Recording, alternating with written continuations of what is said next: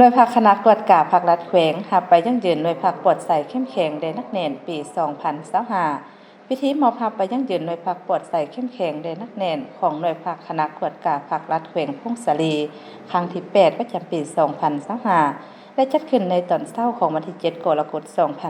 2026 นี้ที่ห้องประชุมชั้น 3 สำนักงานปกครองแขวงโดยการเป็นประธานของสหายปริญญาเอกบรรไซสุขสันต์กรรมการประจำพรรคแขวงประธานกวดกาภาครัฐแขวงเข้าร่วมมิสหายโดยอายิงเลขาหน่วยภาครองประธานกวดกาภาครัฐแขวงมีคณะหน่วยภาคต่างหน้าคณะจัดตั้งแขวงคณะโฆษณาอบรมแขวงแขกเชิญและสมาชิกพรรคเข้าร่วมในพิธีสหายโดยอายิงเลขาหน่วยภาครองประธานกวดกาภาครัฐแขวงได้ขึ้นผ่านบทสรุปการก่อสร้างหน่วยภาคกวดใสเข้มแข็งแด่นักเรียนประจำปี 2025ซึ่งหน่วยภาคคณะกวดกาภาครัฐแขวงมีสมาชิกพรรคทั้งหมด25สหายหญิง8สหายมีสมาชิกพรรคทั้งหมด28ท่านหญิง8ท่านในระยะที่ผ่านมาคณะหน่วยภาคได้ถือเอาเวียกงานศึกษาอบรมการเมืองนำพาแนวคิดเป็นเวียกงานที่สำคัญเอาใจใส่น้ำเอาแนวทางมติของพรรคนโยบายคำสั่งระเบียบกฎหมายของรัฐมาเผยแพร่ให้แก่สมาชิกพรรคพนักงาน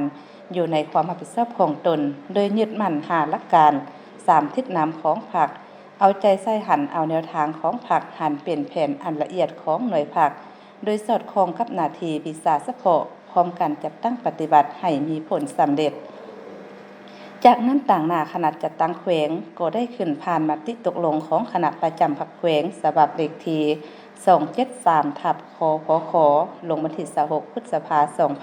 2026มาด้วยการมอบไปยั่งยืนหน่วยภาคปลอดใสเข้มแข็งนักเรียนประจำปี 2025ซึ่งให้เกียรติขึ้นมอบใบยั่งยืนหน่วยภาคปลอดใสเข้มแข็งแด่นักเรียนดังกล่าวโดยสหายปริญญาเอกบรรไซสุขสันต์กรรมการประจำพรรคแขวงประธานกวดกาภาครัฐแขวงเลขขึ้นหับโดยเมนสหายโดยอายิงเลขาหน่วยภาครองประธานคณะกวดกาภาครัฐแขวง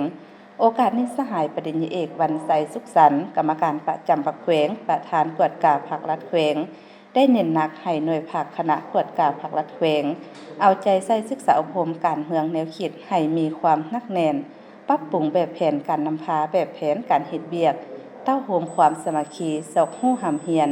พันขยายแนวทางนโยบายเป็นแผนงานโครงการแผนการในแต่ละระยะเพื่อจัดตั้งปฏิบัติให้สำเร็จประสานงานสมทบกับทุกแขนงการให้วงไวทันการสร้างผลงานให้ได้ลุดพ้นจุดอ่อนและข้อคงค้างเป็นแบบอย่างและใกล้ชิดแนะนำในการจัดตั้งปฏิบัติเวียกงานวิสาสะเพาะให้มีผลสำเร็จเพื่อสร้างหน่วยภาคปลอดใสเข้มแข็งหนักแน่น